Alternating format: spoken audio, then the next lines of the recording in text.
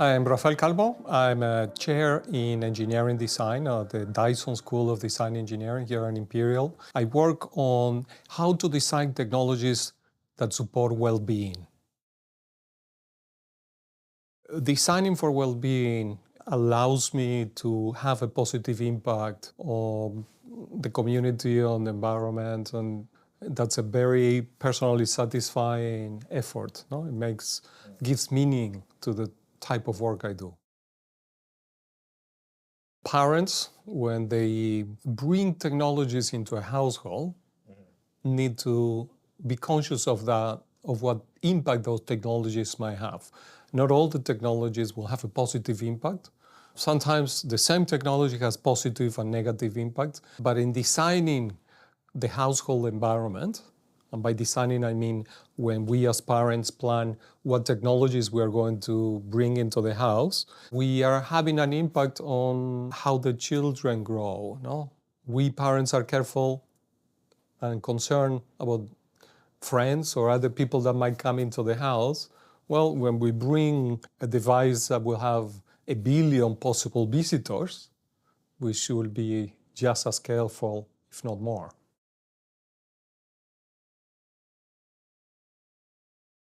Yeah, televisions that could detect emotions, that's a really interesting and difficult question. It has different aspects.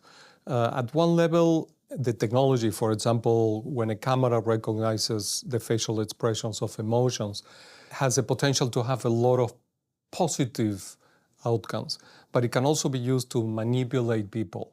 So there is an issue of autonomy and control that is particularly important to myself because it has an impact on well-being and to all the people that work on AI ethics. There was a recent study, for example, that showed how one particular data set that is used to train these algorithms included data that asks people how would they feel if you had an argument with someone dear to you.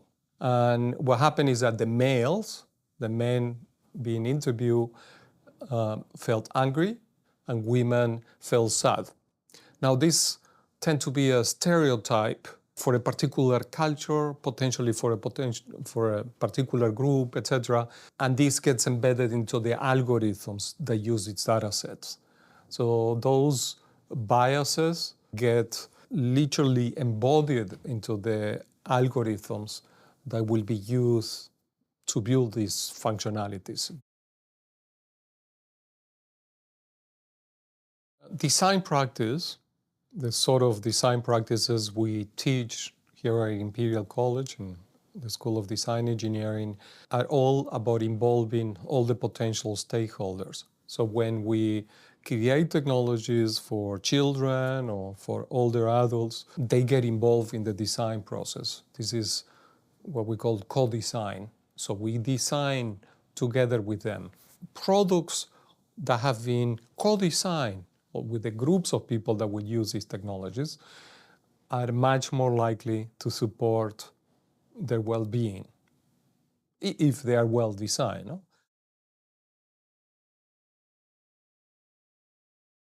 I think AI will have an impact on people's sense of autonomy.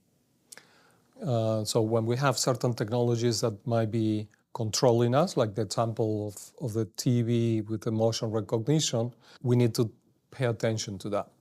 Technologies will also affect our sense of competence, our sense of being able to accomplish certain tasks, to be successful in life, to be successful in the behaviors we engage on.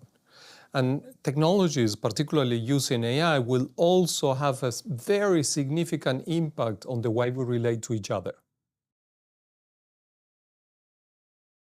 AI is generating a lot of change, and the change is accelerating. But we have been there.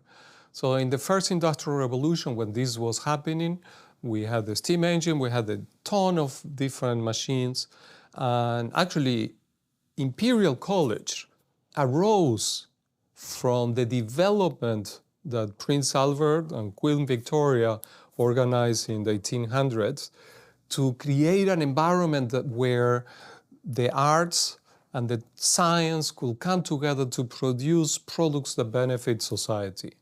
I think bringing the same philosophy of bringing science, technology, and design together, we can build AI that supports well-being and promotes individual and societal flourishing.